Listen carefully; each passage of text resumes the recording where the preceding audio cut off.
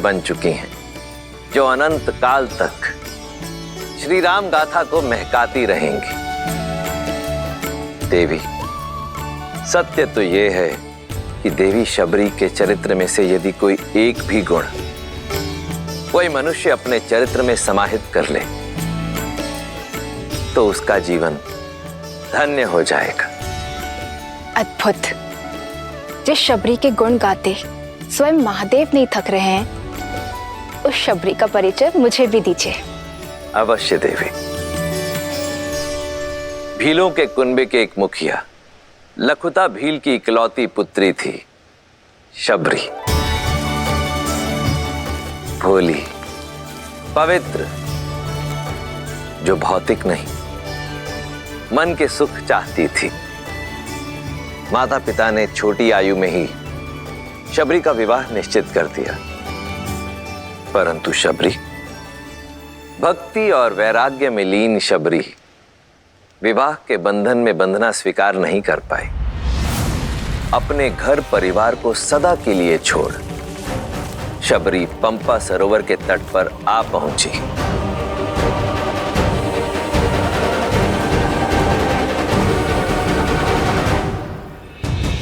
जहां नियति ने उनकी भेंट महान ऋषि मतंग से करवाई,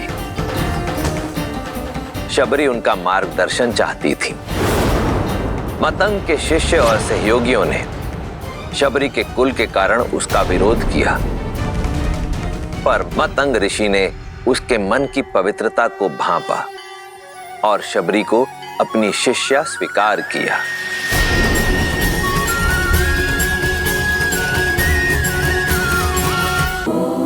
फिर ऋषि मतंग के सानिध्य से आरंभ हुई शबरी की आध्यात्मिक यात्रा, परंतु हर मनुष्य को समय पूरा होने के बाद जाना पड़ता है। ऋषि मतंग के जाने का भी समय आया। इस नश्वर देह का इस संसार में समय पूरा हुआ शबरी।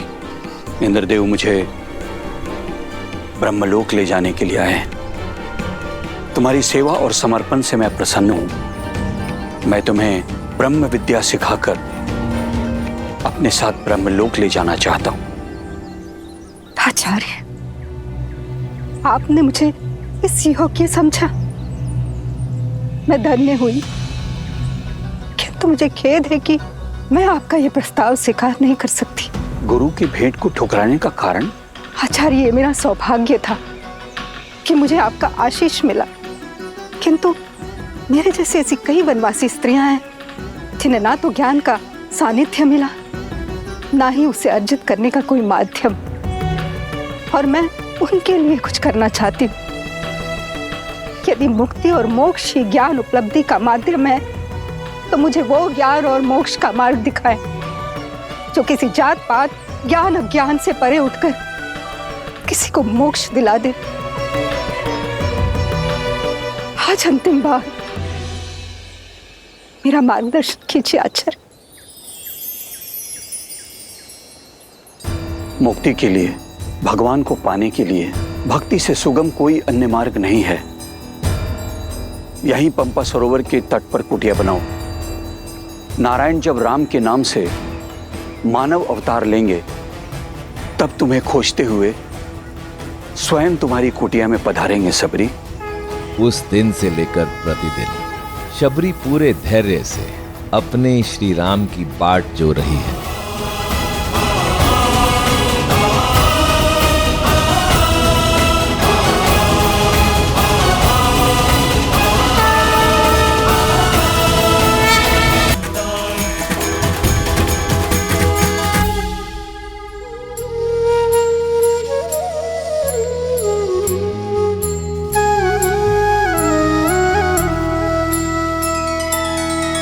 श्री रामचंद्र कृपालु भजु मन हरण भव भय दारुणम। नव कंज लोचन कंज मुख कर कंज पद कंजारुणम। भगवान के अवतार का केवल नहीं गुणगान है, कैसे नारायण बने नर इसका पावन ज्ञान है। श्री राम श्री राम श्री राम।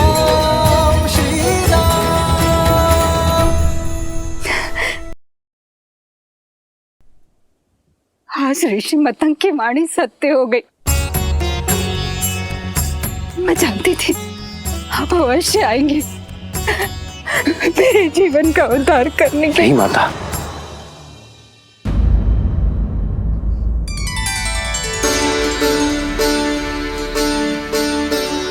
आप मेरे लिए माता समान हैं और माँ पुत्रों के पग नहीं छूती,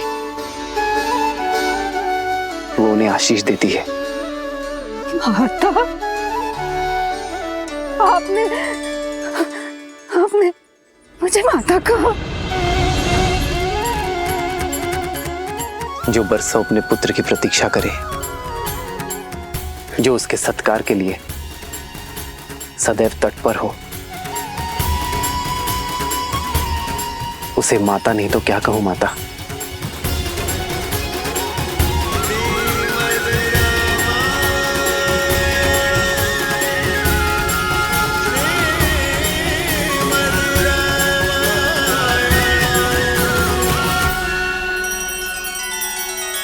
श्री रामचंद्र कृपालु भजु मन हरण भव भय दारुणम नव कंज लोचन कंज मुख कर कंज पद कंजारुणम। सिया राम, सिया राम, सिया राम, सिया राम। आदर्श और मर्यादा की है ये कथा महापावनम। काट मद श्री से मिला ले श्रीमद् रामायणम, श्रीमद् रामायणम। सिया राम, सिया राम, सिया राम, सिया राम।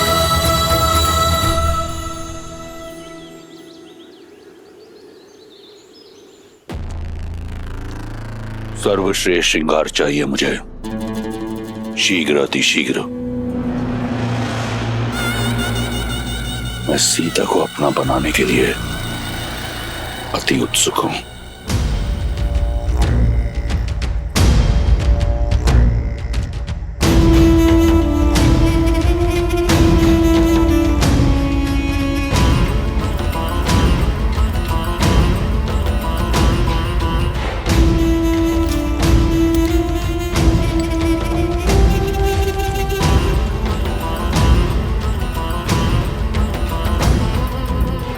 ये श्रेष्ठ पोशाक है लंकेश, आपके जीवन के सबसे श्रेष्ठ पल के लिए।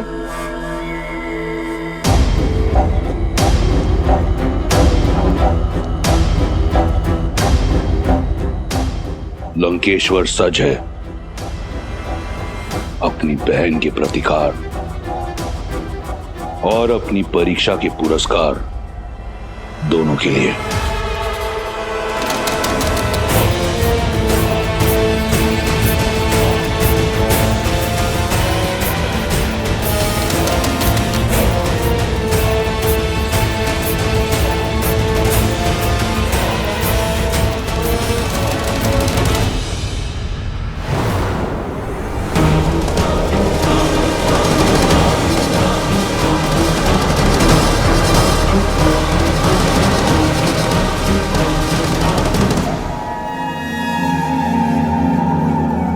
वयम राक्षसम त्रिजटा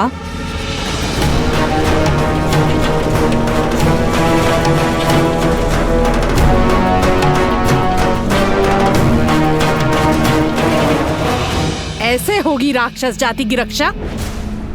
मुझे तुम्हारा अभिवादन नहीं चाहिए, मुझे सीता की स्वीकृति चाहिए। मंडप सजा हुआ है, ये अभी तक सज्ज क्यों नहीं हुई है? मैंने बहुत प्रयास किया। अत्यंत हठी है ये, न भयभीत होती है और न प्रश्न का उत्तर देती है, एक चट्टान की तरह अटल है। रूपवती हो, कदाचित इसीलिए अब तक जीवित हो, अन्यथा लंकेश को प्रतीक्षा कराने का दंड मृत्यु होता है। चलो सज्ज हो जाओ। एक पतिव्रता केवल अपने पति के नाम के वस्त्र पहनती है। मेरा श्रृंगार, मेरा आभूषण, मेरे राम का प्रेम है। स्वर्ण लंका की महारानी बनने का स्वर्णिम अवसर मिल रहा है। मूर्ख, जिसे तुम स्वर्णिम अवसर कह रही हो वो मेरे लिए दुर्भाग्य का निमंत्रण है। कह दो अपने लंकेश से जिस सीता को वो पाना चाहते हैं वो केवल श्री राम की है। मूर्ख स्त्री, तू बातों से नहीं बल से ही मानेगी।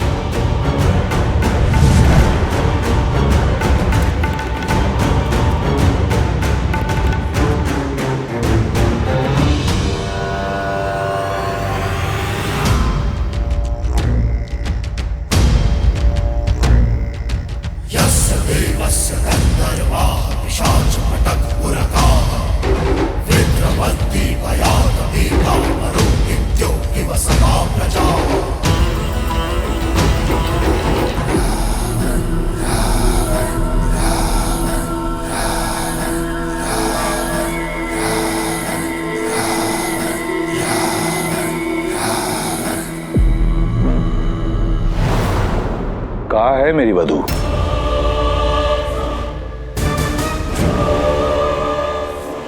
एक महामंत्री का मौन राजा और राज्य दोनों के लिए पतन का कारण होता है। प्रहस्त, उत्तर दो।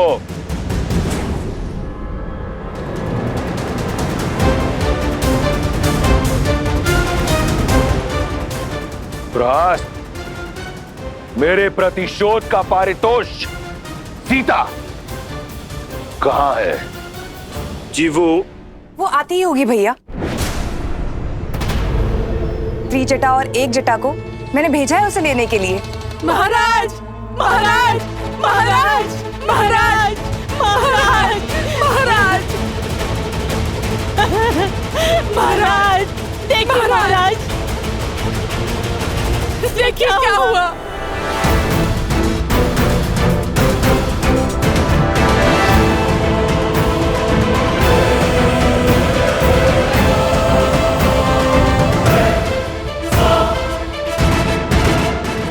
कैसे हुआ ये सब? मैं नहीं जाऊंगी। मैं केवल श्री राम की हूं। अनर्थ मत करो। दया लंकापति नहीं करेंगे। यदि विलंब हुआ तो प्रतीक्षा उन्हें क्रोध दिलाती है। शीघ्र सज्ज हो जाओ। देखो, मंडप तो तुम्हें ले जाना ही है। स्वेच्छा से चलो तो पीड़ा कम होगी, अन्यथा राक्षसों को घसीटने का अभ्यास बहुत है।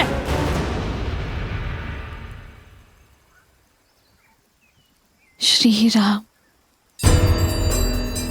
श्री राम। त्रिजटा, इसका दंभ तोड़ने में मेरी सहायता करो। श्री राम श्री राम श्री राम श्री राम श्री राम श्री राम।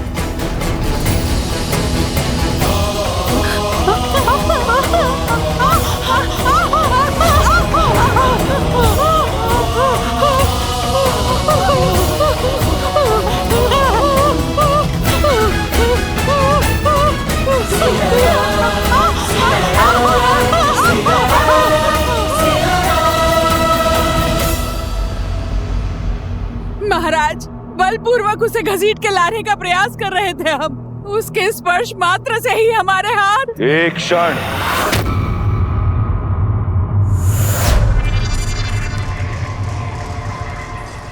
पुनः कहो, क्या किया तुमने? हम बलपूर्वक उसे घसीट के लाने का प्रयास। मौन! मौन! अपमान किया है तुमने। लंका की भावी महारानी का।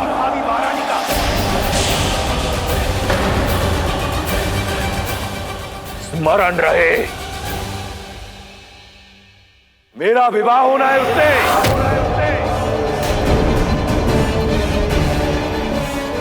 लंका की होने वाली महारानी को पशुओं की भांति घसीटा तुमने। अगर ये भूल दोबारा हुई तो जीवित जला दूंगा।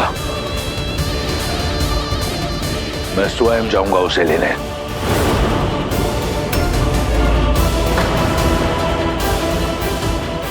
ये एक वर का कर्तव्य भी है और धर्म भी।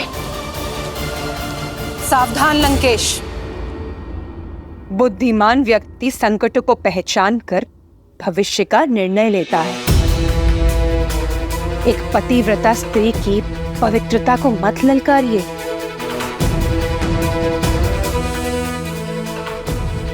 अभी तो केवल एक जटा और त्रिजटा के हाथ जले हैं। कहीं ऐसा ना हो सीता की कोमल काया से निकलने वाली पवित्रता की कठोर अग्नि संपूर्ण लंका को भस्मी कर दे।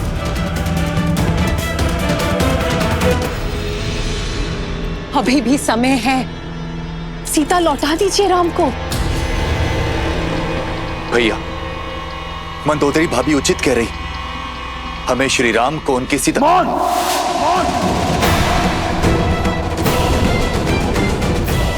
परामर्श नहीं मांगा मैंने, अपना भविष्य स्वयं इन्हीं हाथों से लिखा है मैंने। प्रहार से, प्रयास से, आज शनि मेरा दास है। लंका का काल कोठरी में बंद है।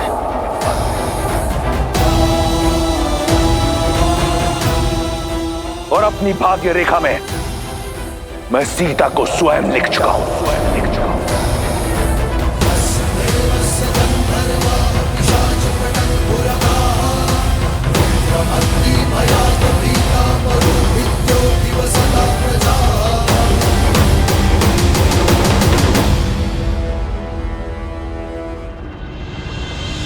खड़े क्यों है?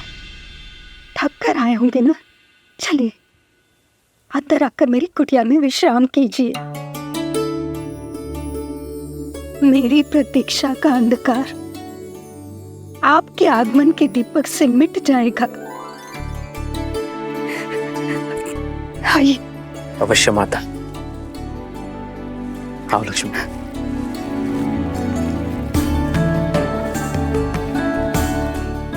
आइए।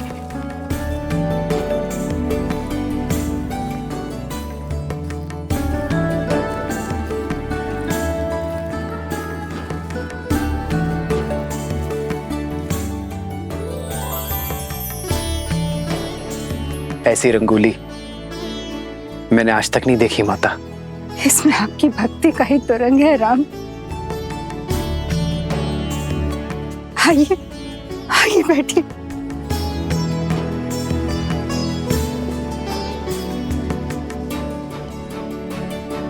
वर्षों से आपके आगमन की प्रतीक्षा करती रही। यदि सत्कार में कोई त्रुटि हो जाए तो मुझे क्षमा करें राम। माँ की ममता हर कमी पूरी कर देती है। आपको क्षमा मांगने की कोई आवश्यकता नहीं है।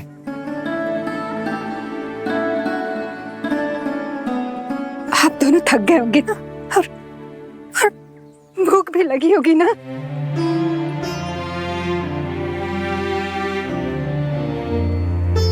हाँ माता, भूख तो बहुत लगी है। कुछ खिलाइए ना। मैं अभी लाई राम, अभी लाई।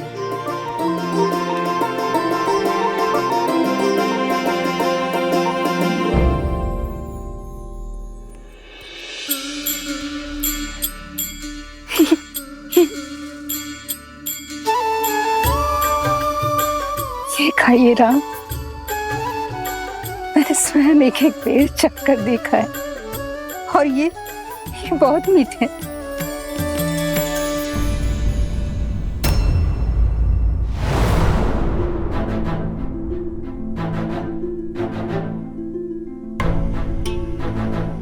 अतिथि को झूठे भेर खिलाएंगी आप?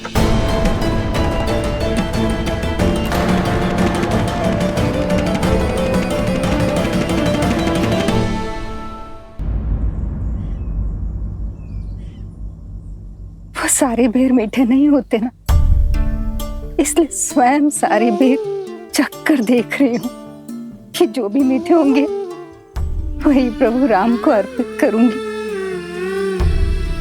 और मैं वनवासी स्त्री हूँ, राजाओं के सत्कार का नियम नहीं जानती। कहीं कोई त्रुटि हो गई है, इसलिए नहीं खा रहे ना? ना खाने के पीछे का कारण कुछ और है। एक माता अपने शिशु की गुटी स्वयं चखती है कि कहीं वो कड़वी तो नहीं, और फिर मधु मिलाकर अपने शिशु को अपनी उंगली से चटाती है। एक माँ दूध गर्म है या नहीं ये स्वयं चखती है और फिर अपने शिशु को पिलाती है। माँ तो वो है जो अपने पुत्र के सुख के लिए विष को भी चख ले। जो व्यंजन माता बनाए, पुत्र को उसे माँ के हाथों से खाने में ही आनंद आता है। आपके हाथों से बेर और मीठे लगेंगे माता। मेरे हाथ से खाओगे राम? मेरे हाथ से? क्यों नहीं माता, आज आपको देखकर बरसों बाद ऐसा लगा जैसे मेरी तीनों माताएं मिल गई मुझे। माता,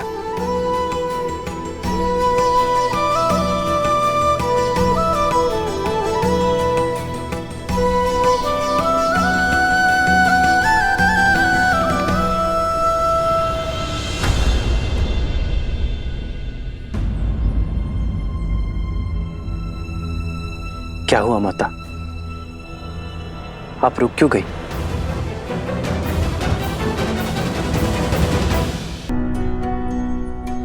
मैं एक साधारण सी वनवासी स्त्री हूँ और आप अयोध्या के राजकुमार। मैं आपको ये बेर कैसे खिला सकती हूँ?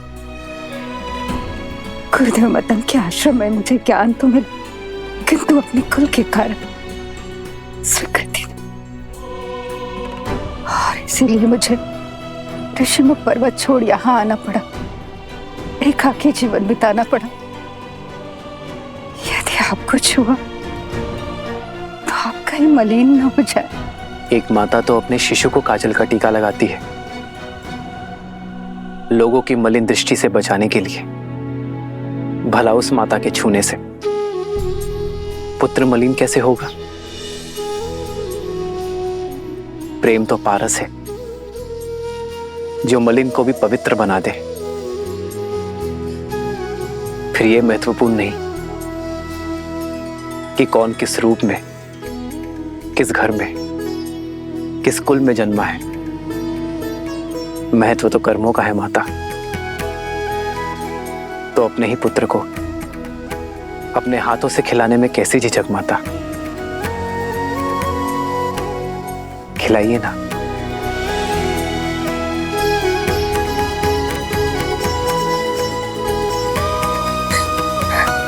ये खाओ राम, ये बहुत मीठा, ये खाओ। हाँ,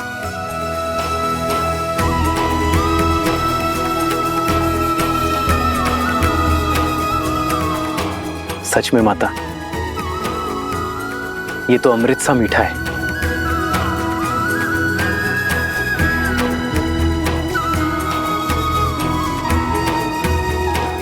लो लक्ष्मण, माता के हाथ का प्रेम और स्वाद है इसमें, खाओ।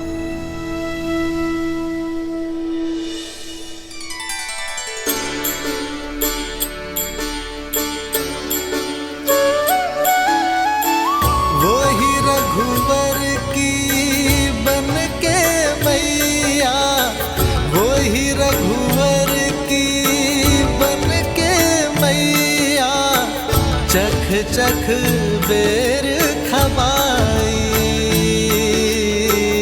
चख चख बेर खबाई, भज मन राम नाम सुखदाई। बल पर मित्रता जैसे पवित्र संबंध की नींव यदि विश्वास पर न रखी जा सके तो उसका धराशायी होना निश्चित है। यदि मेरे भैया श्री राम ने कहा है कि बाली का वध करने में वो आपकी सहायता करेंगे, तो अब तो नियति भी उनके मार्ग का कांटा नहीं बन सकती है। क्षमा चाहता हूं लक्ष्मण, किंतु मेरी शंका व्यर्थ नहीं है। श्री राम मुझे बाली से द्वंद्व करने के लिए कह रहे हैं। मुझसे बहुत शक्तिशाली है वो, मैं उसे कभी हरा नहीं पाऊंगा। और यदि श्री राम बाली को मारने में असमर्थ रहे तो मैं मृत्यु को प्राप्त करूंगा और सदा के लिए बाली के पाश में बंधने का विष मेरी पत्नी को पीना होगा। और यही नहीं, मेरे अपनों का क्या होगा? जिनका जन्म ही संसार की पीड़ा हरने के लिए हुआ हो, उन मेरे भैया राम की उपस्थिति में ऐसा हो जाए, ये संभव नहीं है वानरराज। लक्ष्मण,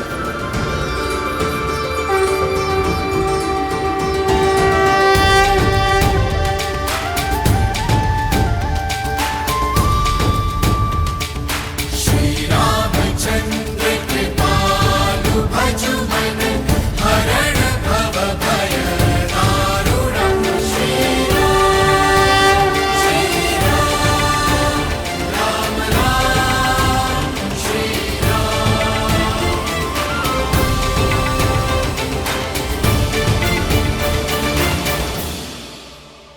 एक मित्र की शंका दूर करने का दायित्व दूसरे मित्र का होता है, और शंका धमका कर नहीं, समझाकर दूर की जाती है।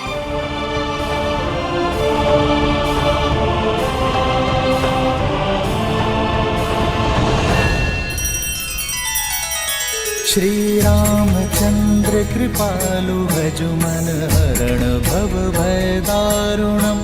नव कंज लोचन कंज मुख कर कंज पद कंजारुणम्। सिया राम सिया राम सिया राम सिया राम। आदर्श और मर्यादा की है ये कथा महापावनम्। काट मद श्री से मिला दे श्रीमद् रामायणम्। श्रीमद् रामायणम्। सिया राम सिया राम सिया राम सिया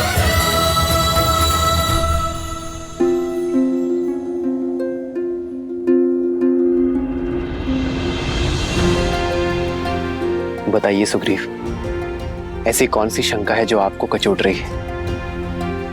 मैं आपके हर संदेह को समाप्त करने का प्रयास करूंगा। क्षमा करे श्री राम, किंतु मेरे संदेह की जड़ बाली की शक्ति है, उसका पराक्रम, उसका बल जिसकी कोई सीमा नहीं है। एक बार अति बलशाली राक्षस दुंदुभि, जिसका शरीर पर्वत के समान था, जिसके नाम से मानव और दानव ही क्या, देवता भी थर थर कांपते थे, उस दुंदुभि ने किष्किंधा आकर बाली को चुनौती दी।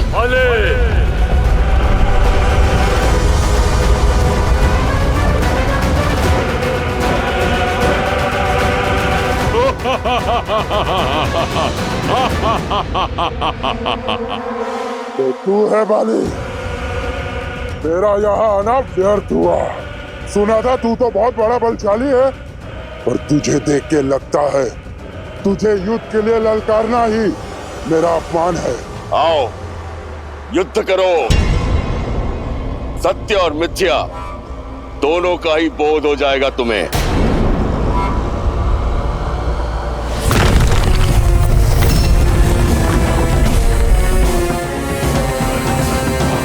आनंद आएगा। अब अपनी मृत्यु के लिए सज्ज हो जाओ बाली।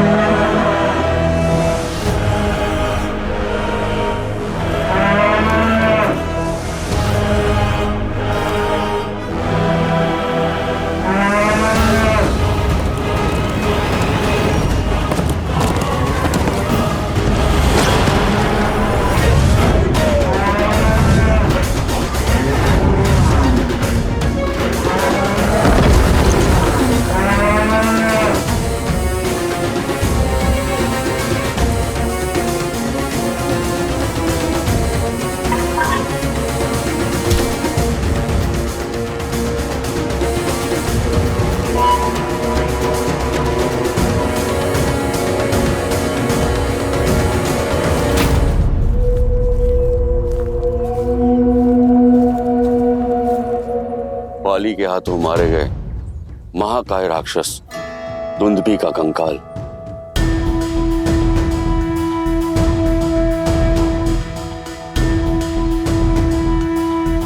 बरसों से आज भी इस ऋषिमुख पर्वत पर पड़ा है।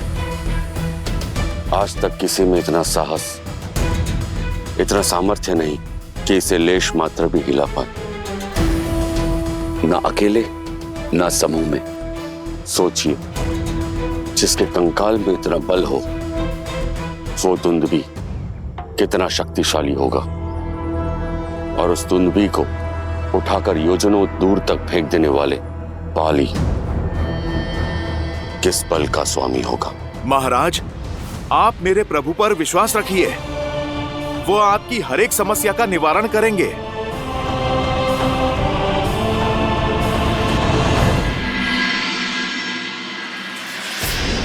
इतनी सिद्धि, इतनी शक्ति, इतना ज्ञान होने के बाद भी मेरे भाई ने इतना बड़ा धर्म किया। एक पतिव्रता पत्नी, एक पराक्रमी पुत्र, एक सुंदर राज्य होने के बाद भी किसी और की स्त्री पर कुदृष्टि डालने का अधर्म किया है मेरे भाई ने, और इस अपराध के लिए मैं क्षमा प्रार्थी हूं।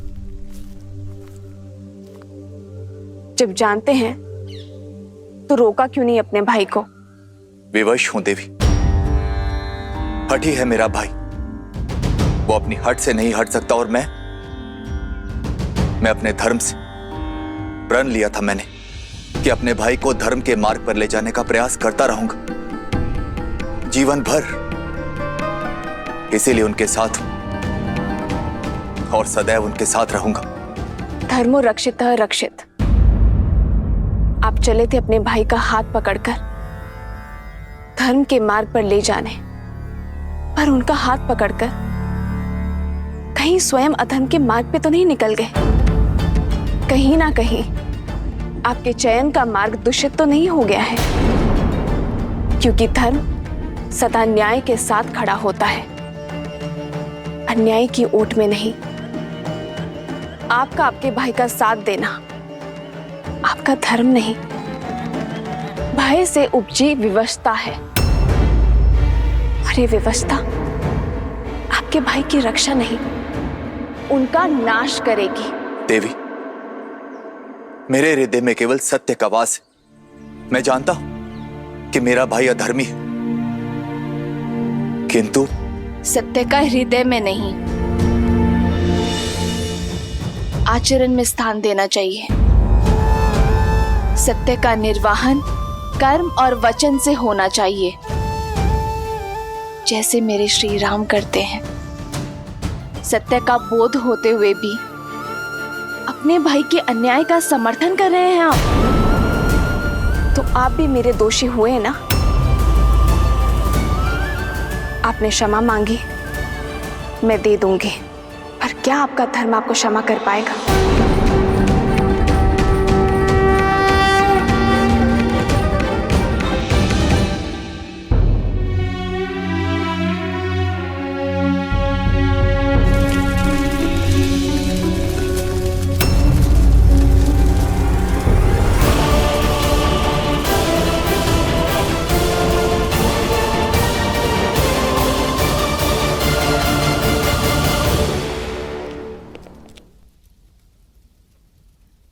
प्रणाम माता।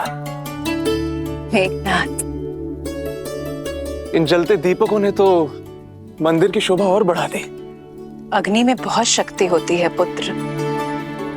जब अग्नि दीपक को जलाती है तो संसार में प्रकाश फैलता है, किंतु जब ही अग्नि ज्ञान को ही जला दे तो जग में केवल अंधकार फैलता है,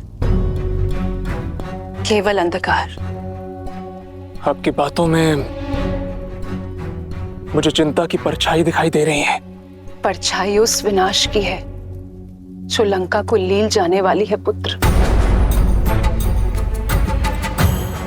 सीता को पाने के मद में चूर तुम्हारे पिताश्री ने अपनी पुस्तकों, अपने ज्ञान के स्रोत को आज भस्म कर दिया है मेघनाथ। ज्ञान हर सभ्यता, हर साम्राज्य का आधार होता है और ज्ञान का भस्म होना आने वाले अंधकार और अशुभ की चेतावनी है। माता, अब चिंता क्यों करती हैं?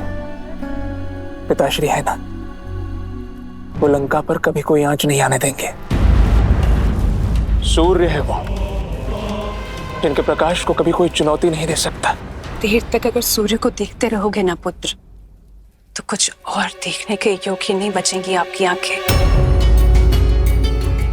अपने पितृ भक्ति में इतने अंधे ना हो जाओ कि सत्य और असत्य का भेद ना कर सको।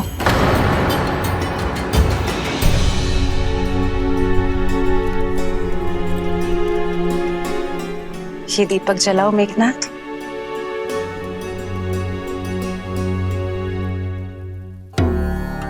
अग्नि से बाती भस्म हो जानी चाहिए, परंतु हुई नहीं। क्योंकि पहले दीपक के भीतर का तेल जलेगा माता, बाती नहीं। यही मैं तुम्हें समझाना चाहती हूँ पुत्र।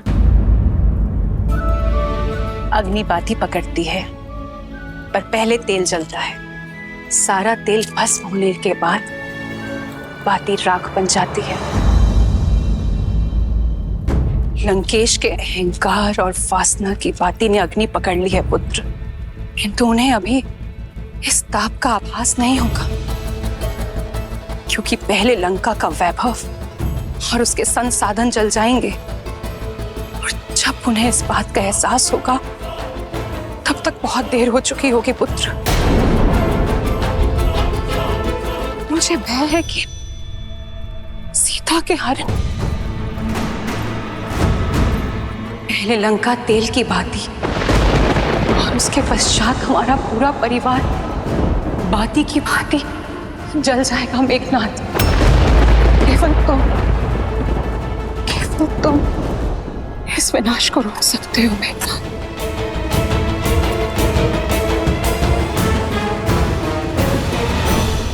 देखिए कैसी माया है।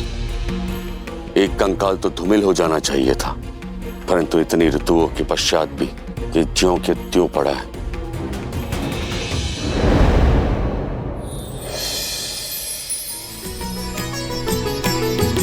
हो कह सुग्रीव सुनहु रघुबीरा, बाली महाबल अति रणधीरा।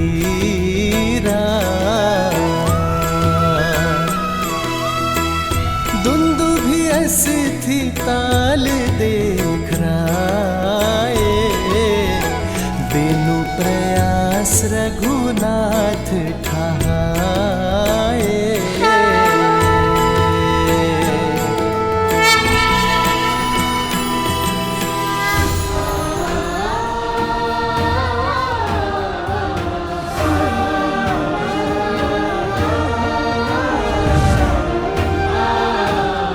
प्रभु श्री राम की, प्रभु श्री राम की, प्रभु श्री राम की।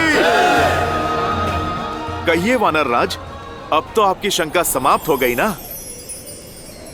जिस कंकाल को कोई लेस मात्र भी नहीं हिला पाया, उसे मेरे प्रभु के स्पर्श मात्र से योजन दूर फेंक दिया।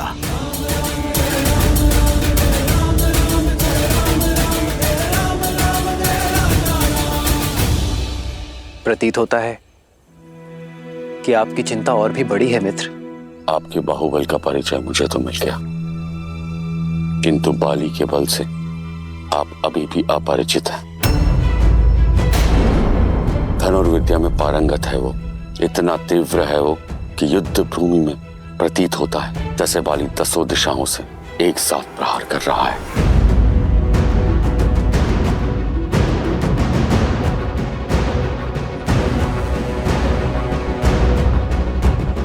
अपने एक बाण से साल के 7 वृक्षों को भेद सकता है वो, इतना प्रबल है उसका प्रहार।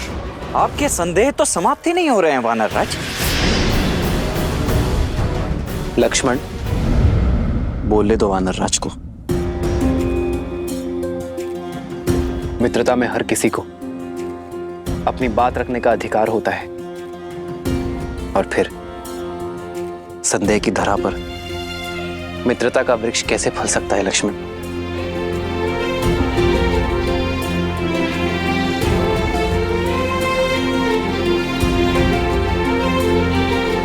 मैं आपके इस संदेह का अंत करने के लिए भी सजग हूं मित्र।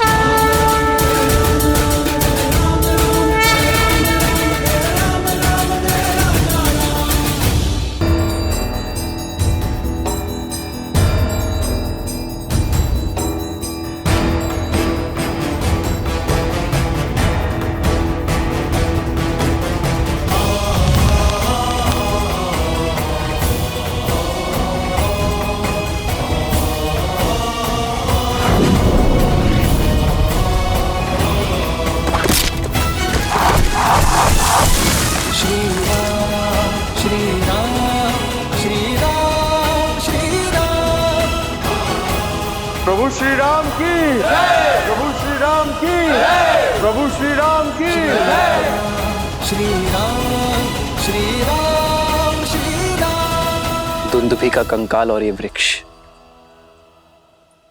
वो नहीं है जो प्रतीत होते हैं।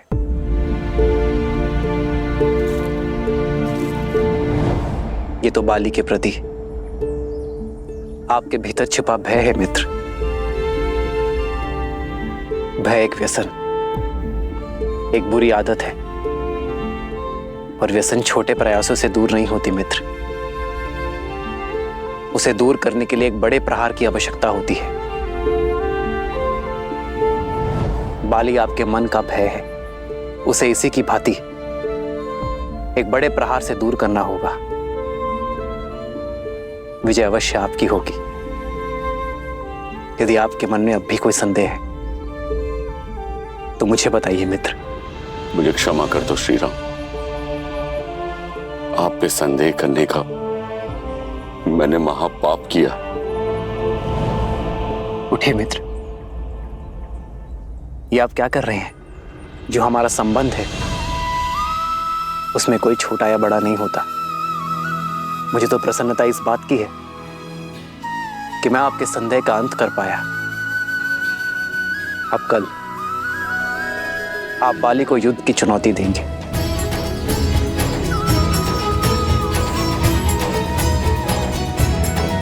श्री राम श्री राम श्री राम श्री राम। तो अब रावण के आचरण से लंका के युवराज को समस्या होने लगी है। नहीं पिताश्री, मैं केवल एक सरल समाधान लेकर आया हूं। आप मुझे आज्ञा दीजिए, मैं अभी उस राम को मारकर उसका मृत शरीर सीता को दिखाता हूं। बस एक बार उसकी आशा दम तोड़ दे तो वो आपको स्वीकार कर लेगी। राम की मृत्यु उपरांत सीता अपनी पतिव्रता धर्म से मुक्त हो जाएगी। तब वो आपसे विवाह अवश्य करेगी, और आपसे विवाह होने के पश्चात सीता का हमारे परिवार का भिन्न अंग बन जाने के पश्चात आपकी प्रतीक्षा के साथ साथ माता की चिंताएं भी सदा सदा के लिए समाप्त हो जाएंगी। जब विधाता ने स्त्री बनाई तो उसे 5 नहीं 6 तत्वों से बनाया। वो छठा तत्व है चिंता। जब मैंने तुम्हारी मां को शादी का प्रस्ताव दिया तो वो चिंतित हुई। जब मैंने शनि को बंदी बनाया तो वो चिंतित हुई। जब मैं सीता के स्वयंवर में गया वो चिंतित हुई। जब मैंने विद्युत जीवा को मारने का निश्चय किया वो चिंतित हुई। और आज जब मैं सीता को हर कर लाया हूं वो चिंतित हुई। स्त्रियां क्षण भर में दिल का ताड़ बना लेती हैं। क्या तुम्हें क्षण भर के लिए भी लगता है कि मैं उस वनवासी से भयभीत हूं? जब मेरे पास कुछ भी नहीं था मैं तब भी भयभीत नहीं था। यदि मैं चाहता तो उस राम का वध उस वन में एक क्षण में कर देता, परंतु जो योजना मैंने बनाई है उसके अनुसार राम का जीवन मृत्यु से कई दुखदाई होगा। दीपक स्त्रियां जलाती हैं और हम जैसे योद्धा अपने शत्रुओं की चिताएं जलाते हैं। युवराज हूं मैं लंका का और इस सत्य से भली भांति अवगत हूं कि लंका को स्त्रियों की चिंताओं ने नहीं, अभी तो हम पुरुषों के प्रबल भुजाओं और शौर्य ने बनाया है।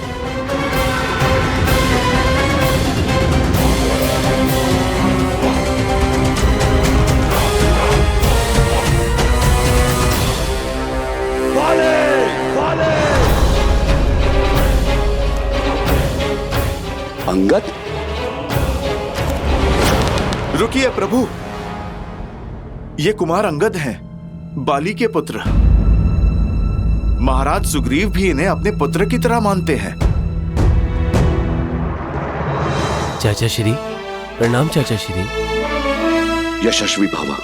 आप जानते हैं पिताश्री आपके प्राणों के प्यासे हैं, क्यों आए आप यहाँ? लौट जाइए चाचा श्री। लौट कर ही तो आया हूं।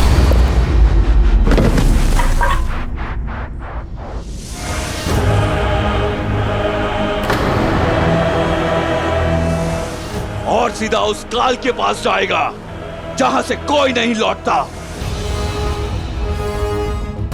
चलो, अच्छा हुआ तुम सामने तो आए, अन्यथा मुझे संदेह होने लगा था कि तुम मेरे कुल के हो या नहीं।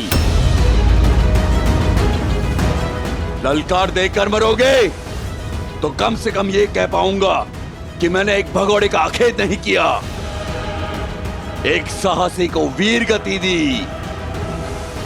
मेरा कुल कलंक से बच जाएगा। मैं भी यहां युद्ध की मंशा से ही आया हूं, तो मृत्यु प्राप्त करने के लिए सज्ज हो जाओ।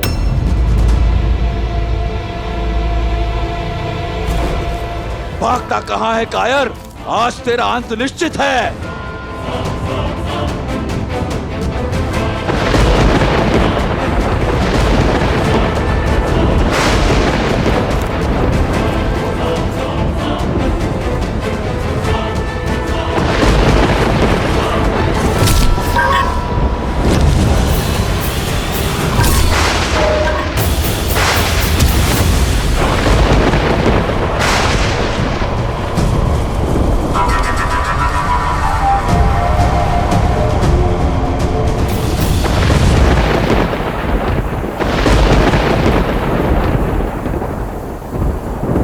देखा प्रभु, कैसे बाली ने महाराज सुग्रीव की आधी शक्ति ले ली।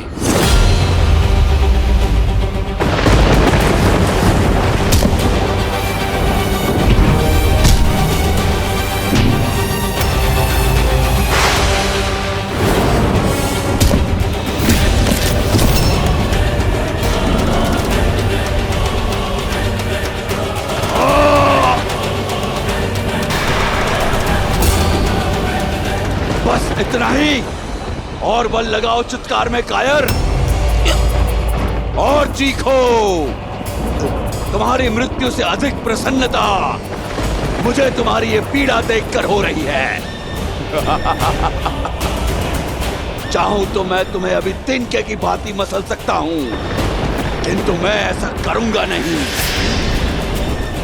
जाओ, दूषक की भांति जाकर छिप जाओ अपने बिल में।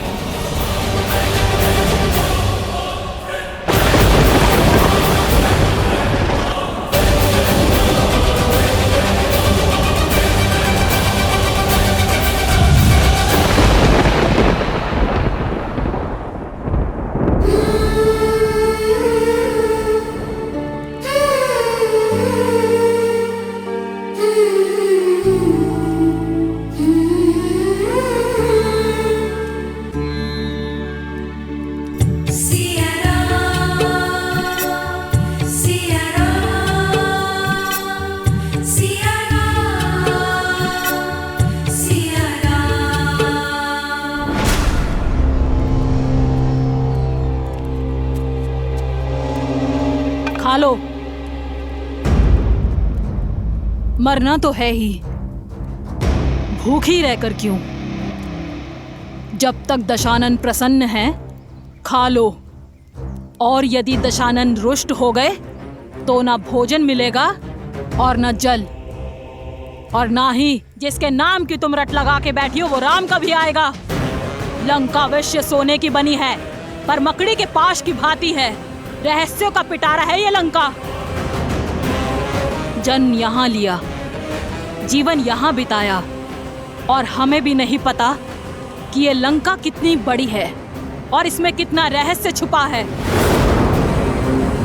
यदि तुम्हारा राम तैरते डूबते यहाँ तक आ भी गया तब भी तुम्हें खोज नहीं पाएगा वो। दशों लोकों के स्वामी लंकापति महाराज दशानन पधार रहे हैं।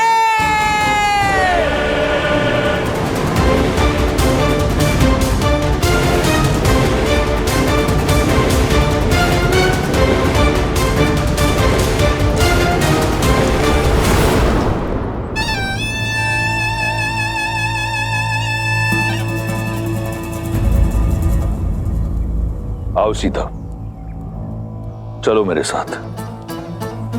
ये मेरा सबसे प्रिय अनुज, मेरा सबसे घनिष्ठ मित्र, मेरे पुत्र समान और मेरा सबसे विश्वासप्रद मंत्री विभीषण है। ये एक वनवासिनी का हरण करने वाले राक्षस का आदेश नहीं, लंकेश दशानन रावण का अयोध्या की महारानी से विनम्र निवेदन है। इसलिए राजधर्म और नीतियों का पालन करते हुए मैं अपने मंत्री को अपने साथ लाया हूं। मिथिला नरेश की मैथिली हो तुम, अयोध्या की रानी हो तुम। एक राजा का निमंत्रण अस्वीकार करना अयोध्या की नीति नहीं। क्या अयोध्या की रानी अपने राजधर्म से विमुख हो जाएगी? नहीं। आओ मेरे साथ, ये लंकेश तुम्हें लंका की भव्यता दिखाना चाहता है।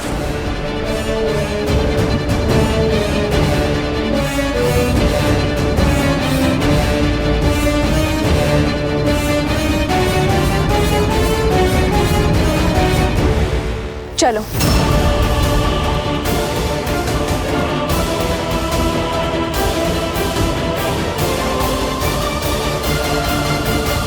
महादेव, रावण सीता को कहां ले जा रहा है? उद्देश्य क्या है उसका? अहंकार। अहंकार का केवल एक ही उद्देश्य होता है देवी, स्वयं को दूसरों से अधिक श्रेष्ठ दिखाना। और रावण का प्रत्येक कर्म देवी सीता के समक्ष स्वयं को श्री राम से अधिक योग्य सिद्ध करने का प्रयास ही तो है, जिसमें वो सफल नहीं होगा। क्योंकि मन में मैल लेकर अनुचित कर्म करने का कितना भी प्रयास किया जाए, उसका फल कभी उचित नहीं होता। रही बात देवी सीता की, तो मिथिला से मिले संस्कार और अयोध्या की गरिमा को अपने आंचल में लपेटे प्रभु श्री राम से मिले प्रेम के बल के सहारे देवी सीता हर बाधा को पार कर जाएंगी। एक बात समझ नहीं आई महादेव, जिस राम नाम के सहारे सीता अयोध्या के राज धर्म का मान रखने के लिए रावण जैसे महापापी के साथ जा रही हैं, वही मर्यादा के पर्याय श्री राम ने अपना मित्र धर्म क्यों नहीं निभाया? बाली को मारने का वचन पूर्ण क्यों नहीं किया? मूक दर्शक बन सुग्रीव की व्यथा देखते रहे। क्यों महादेव, क्यों? देवी अत्यंत व्यथित प्रतीत होती हैं। मर्यादा पुरुषोत्तम है श्री राम, और मर्यादा पुरुषोत्तम की मर्यादा पर कभी संदेह नहीं करते देवी। श्री राम जो भी करते हैं उसके पीछे सदैव एक बड़ा उद्देश्य छिपा होता है। सुग्रीव की सहायता क्यों नहीं की, इसका उत्तर भी शीघ्र मिल जाएगा।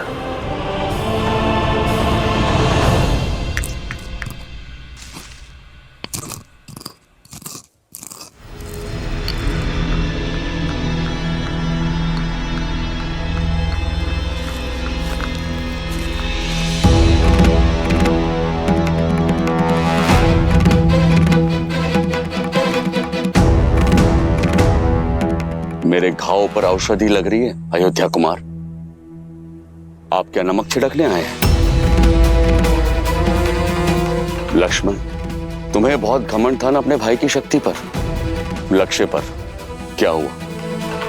बाली को देखकर धनुष उठाने की शक्ति नहीं बची? क्या लक्ष्य नहीं साध पाए उस दूरी से? सुरक्षा का वचन देकर विमुख हो गए आप।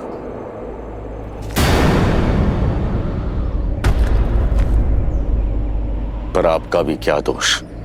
बाली के बल से बड़े बड़े योद्धा भी भयभीत हो जाते हैं। आपके हाथ भी भय से कांप गए होंगे। सीमा मत लांघिए वानर राज। भूलिए मत, जिन पर लांछन लगा रहे हैं वो रघुवंशी दशरथ नंदन श्री राम हैं, जिनके शौर्य का तेज ढक सके ऐसा मेघ अब तक जन्मा नहीं है। शांत हो जाओ लक्ष्मण। मेरे मित्र को उल्हाना देने का पूरा अधिकार है। तन की पीड़ा से अधिक मन की पीड़ा का बाहर निकलना आवश्यक है। धैर्य रखिए महाराज। जिनका जन्म ही उद्देश्य पूर्ति के लिए हुआ है, वो बिना उद्देश्य कुछ नहीं करेंगे। महाराज, यदि प्रभु ने बाण नहीं चलाया तो उसका कोई कारण अवश्य होगा। क्या कारण होगा हनुमान? और अब क्या मैं अपने मन की व्यथा तक नहीं कह सकता?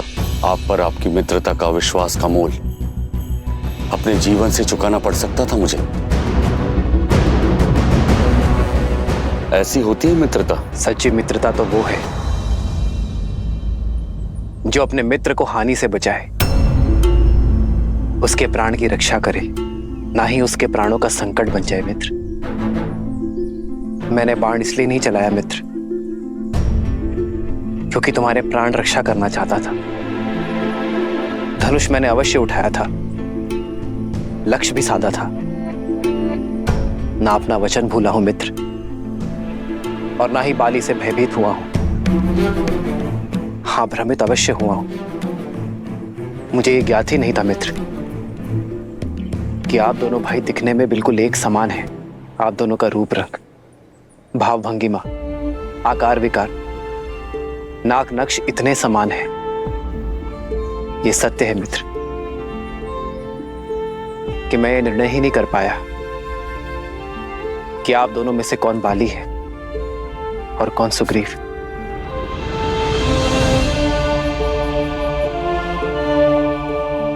भय था मुझे अपने मित्र को खोने का, उसके प्राण हरने का। बाली के स्थान पर यदि मेरे बाण आपको लक्ष्य बना देते तो मैं स्वयं को कभी क्षमा नहीं कर पाता मित्र। बस यही कारण है कि मेरे हाथ रुक गए।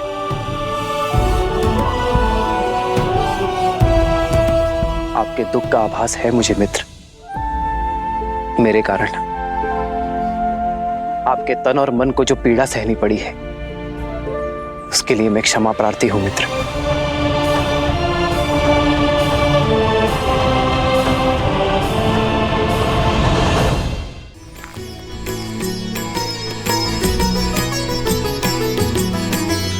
एक रूप तुम भ्राता दो,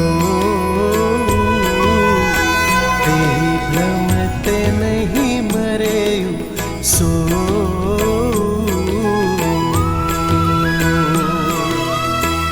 कर पर सासु ग्रीव शरीरा, तनु भाकुलिस गई सब पीरा।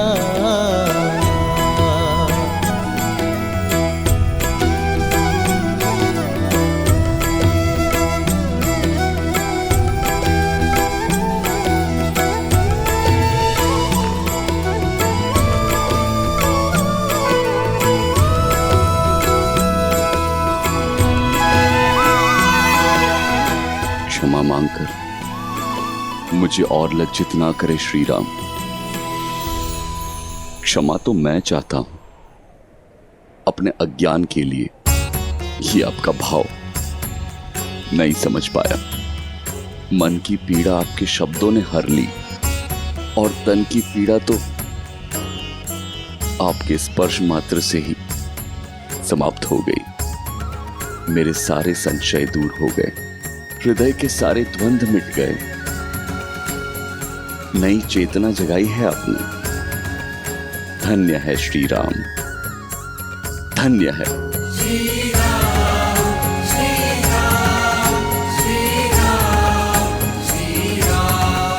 बताइए, क्या आदेश है मेरे लिए? मित्र, आप बाली को पुनः युद्ध के लिए ललकारेंगे।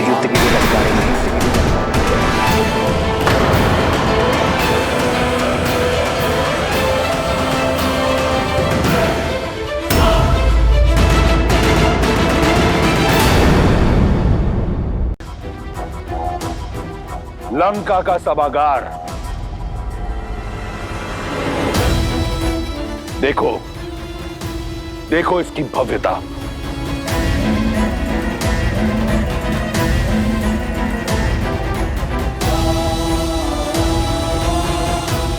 इस समृद्ध सभागार का एक एक स्वर्णिम पत्थर रावण के रक्त, समर्पण और अथक परिश्रम का साक्षी है। ऐसी भव्यता ना तो इंद्र के अमरावती में है, ना ही विष्णु के वैकुंठ में। ऐसा गौरव ना ब्रह्मलोक में है और ना सूर्यलोक में इतना तेज। यह है मेरा सिंहासन। यहीं बैठकर मैं 10 लोकों पर शासन करता हूं। एक बार तुम मेरी पटरानी बन जाओगी तो इस सिंहासन पर मैं तुम्हें अपने साथ स्थान दूंगा।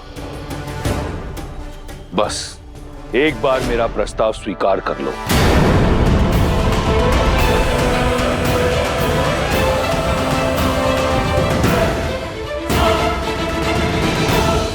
ये सम्मान, ये प्रतिष्ठा मैंने अपने बल पर अर्जित की है।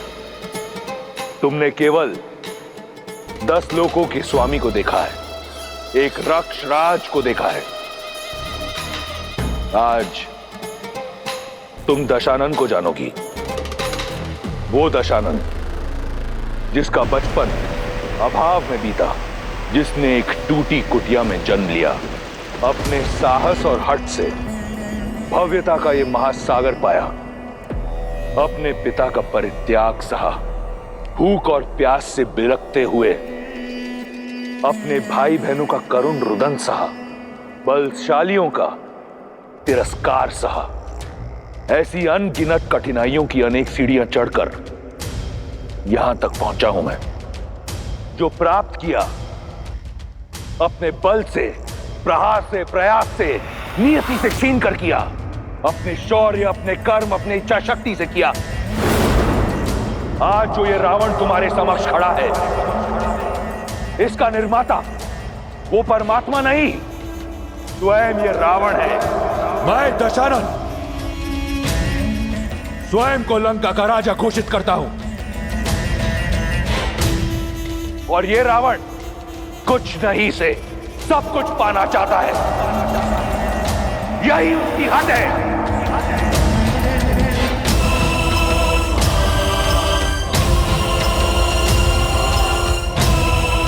बस यही है लंकेश दशानन रावण की कथा, उसकी विजय गाथा। तुम्हारे राम की कथा क्या है?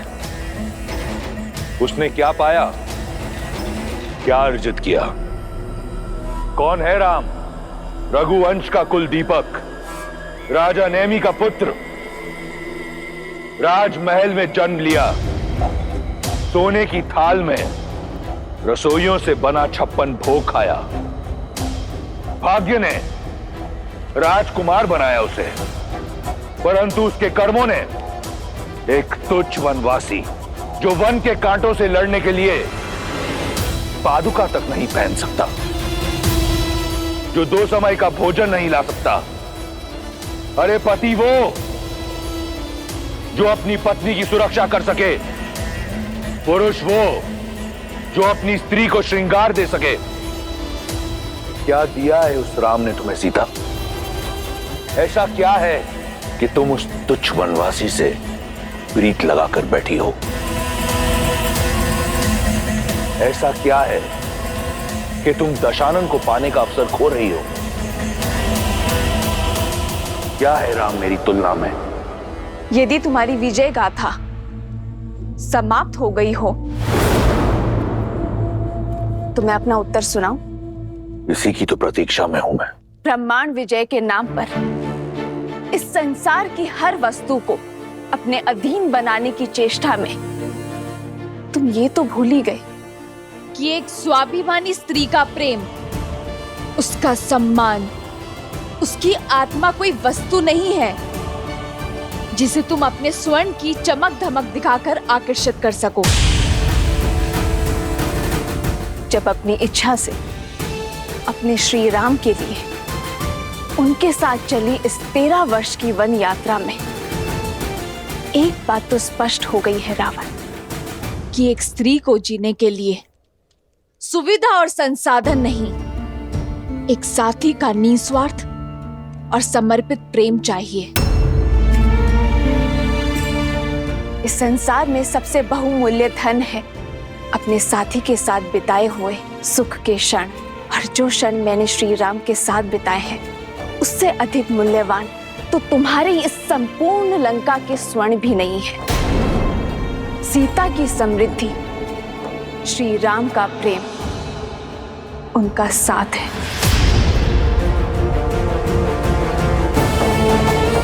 तुम अपनी संपत्ति दिखा रहे हो ना रावण, परंतु ये भूल गए संपत्ति अपनों से बनती है, उनके आदर और सम्मान से बनती है, भय से नहीं। तुम्हारे भाई है ना ये? कितना प्रेम और कितना सम्मान करते हैं ये तुम्हारा? या केवल भय है इन्हें तुमसे?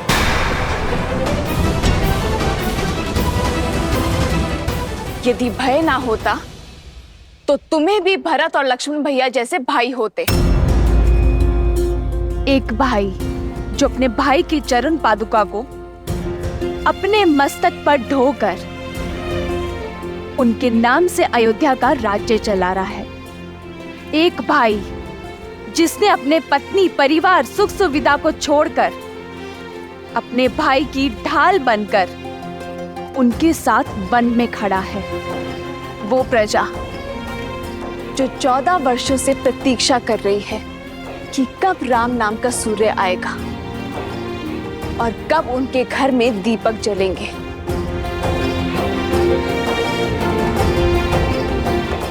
क्या है तुम्हारे पास? एक भाई जो केवल भय से तुम्हारे साथ है, जिसके मन में और मस्तक में किसी और की भक्ति और किसी और के नाम का तिलक लगा है। एक वो भाई जिसे लालच के कारण तुमने जीवन भर के लिए निद्रा के पाश में बांध दिया है। वो पुत्र जिसे संस्कार नहीं दिए तुमने, पर शस्त्र बनाकर पाला है उसे। श्री राम से बड़ा ना कोई धन है और ना कोई रत्न।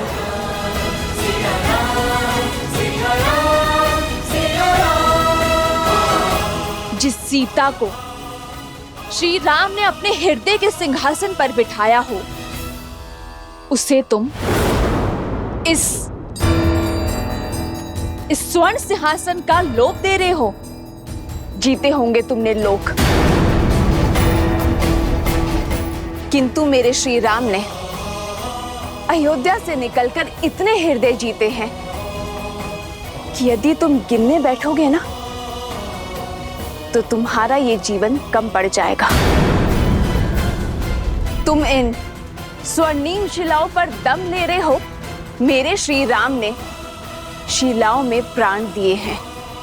प्रेम वो धागा है, वो बंधन है जो हर लोभ, हर लालसा से परे है।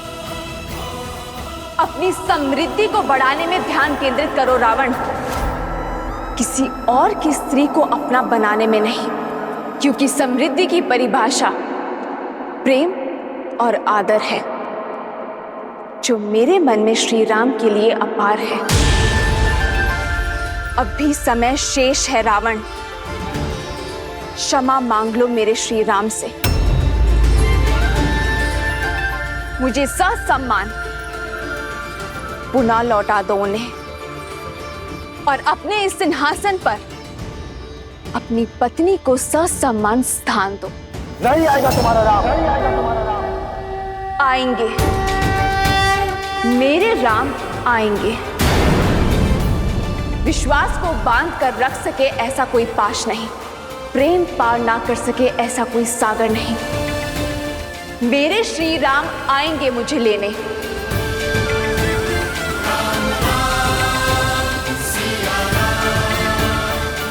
मेरा विचार है हमारा संवाद समाप्त हुआ। अब मैं वाटिका में जाके अपनी समृद्धि का आनंद लेना चाहती हूँ। अपने श्री राम के साथ बिताए हर क्षण को स्मरण करने जा रही हूँ।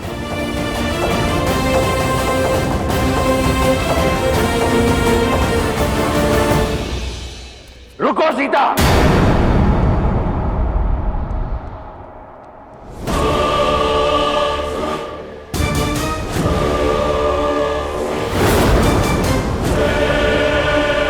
मेरे प्रेम को मेरी दुर्बलता समझने की भूल मत करना। मैं तुम्हारे समक्ष प्रेम का निवेदन लेकर आया था, याचना न ये। मेरे भीतर जल रही क्रोध की ज्वाला को मत भड़काओ। यदि मेरा हृदय तुम्हारे प्रेम से रिक्त हो गया तो ये क्रूर बन जाएगा।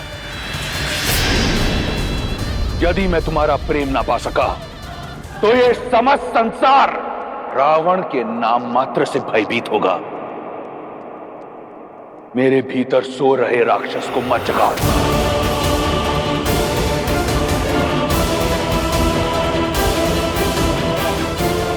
जिस रावण के समक्ष तुम राम के गुण गा रही हो वो कोई साधारण राक्षस नहीं, राक्षराज रावण है।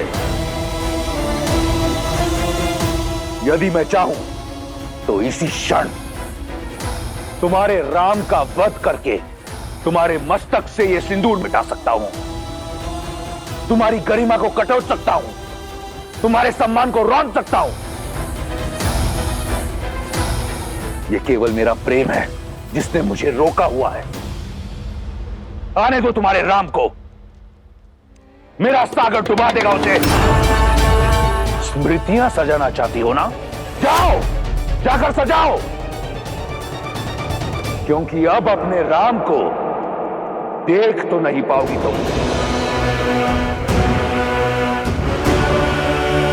विभीषण, इससे पहले कि मैं इसका अध्याय यहीं समाप्त कर दूं, ले जाओ इसे। लंका में तुम्हारे इस भाई का समय समाप्त होते हुए देख सकती हूं मैं। और जब छत गिरती है ना तो दीवारें भी नहीं बचती विभीषण जी। विभीषण!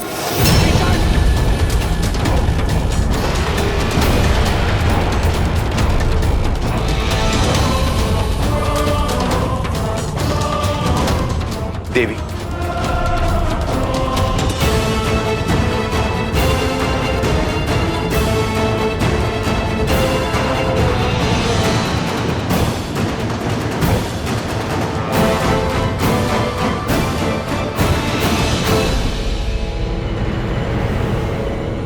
तिनके की भांति कुचल दिया मैंने आज उस विश्वासघाती सुग्रीव को।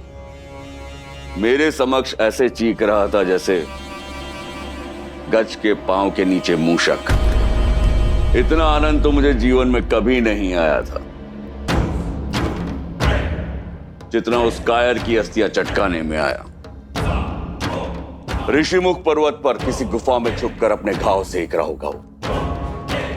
समझ आया पुत्र अंगद? ये वीर भोग वसुंधरा है, अर्थात वीर को हर सुख भोगने का अधिकार होता है। बल सदा विजय होता है। अब वो भगोड़ा मुझे अपना मुख कभी नहीं दिखाएगा। मालिक, बाहर निकल। कहाँ छुपा बैठा है कायर? बाहर आ, युद्ध कर मुझसे। मालिक, बाहर आ, युद्ध कर मुझसे।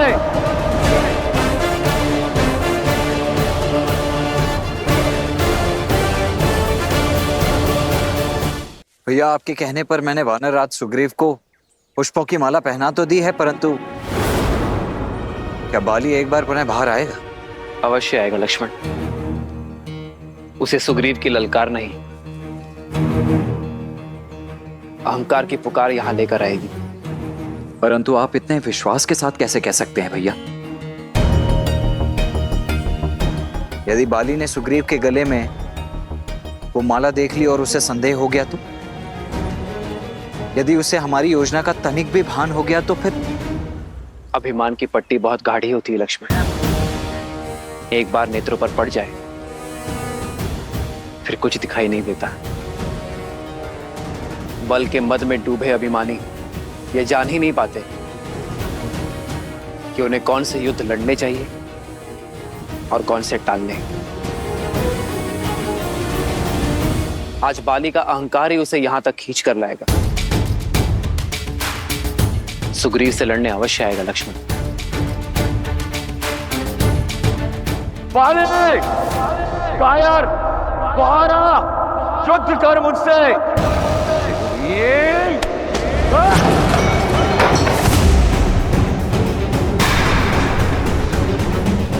प्रतीत होता है सुग्रीव को हारने में आनंद आने लगा है। एक बार मृत्यु का सामना करके दोबारा लौट आए वो। उसने बाली को ललकारा है। इस बार ये ललकार समाप्त करके ही लौटूंगा। नहीं स्वामी, रुक जाइए। तनिक सोचिए, अभी कुछ प्रहर पहले ही आपसे पराजित और लज्जित होकर गए हैं सुग्रीव, और इतने शीघ्र आकर आपको पुनः ललकार दी है उन्होंने।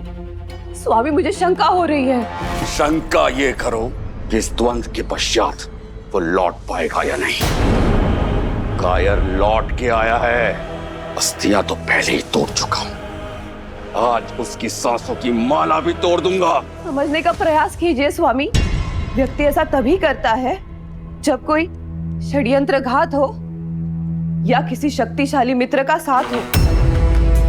और गुप्तचरों ने हमें सूचित भी किया है कि सुग्रीव ने श्री राम के साथ संधि कर ली है। श्री राम की कीर्ति से तो आप भी अनभिज्ञ नहीं हैं। क्या हुआ बाले? भयभीत हो गया क्या? बाहर निकल बाले। कायर, कहाँ चुप के बैठा है? स्वामी, बाले,